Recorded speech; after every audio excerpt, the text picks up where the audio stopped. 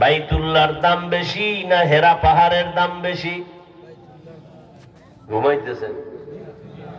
বাইতুল্লাহর দাম বেশি না হেরা পাহাড়ের দাম বেশি? বাইতুল্লাহর দাম বেশি, কোরআনের আয়াত। হেরা পাহাড়ের তো বাইতুল্লাহর সাথে তুলনাই হয় না। কিন্তু নবী দীর্ঘ 40 বছর বাইতুল্লাহ আর অদূরে হেরা পাহাড়ের গুহায় কেন কাটাইলেন?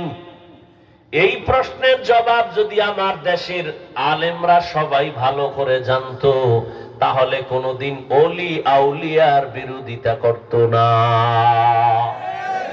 আউলিয়ারা কারে আকবা ইখতিয়ার, জাহেলারা কারে দুনিয়া ইখতিয়ার। রহমতের নবী আসলেন, কারোর সাথে নবীর ঝগড়া নাই, গালাগালি নাই, চোখ গরম করে তাকান না। নবীর আচরণ দেখা মক্কার প্রত্যেকটা মানুষ যতই বেঈমান হোক না কেন কথা বলতে বাধ্য, আব্দুল্লাহর ছেলে মুহাম্মদের মতো একটা আদর্শবান চরিত্রবান কোন যুবক এই জমিনে আর দেখি নাই।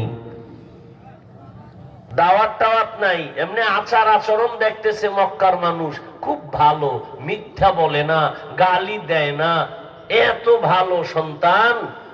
সবার মন কেমন যেন আকৃষ্ট হয়ে যাইতেছে। রহমতের নবী আমার 40 বছর পর হেরা পাহাড়ে যখন আল্লাহ কোরআন দিলেন, নবীজির দাওয়াত শুরু হয়ে গেল। এখন নবী দাঁড়ে দাঁড়ে ঘুরে আর দাওয়াত দেয়, এক আল্লাহর ইবাদত করো, তাওহীদের বাণী।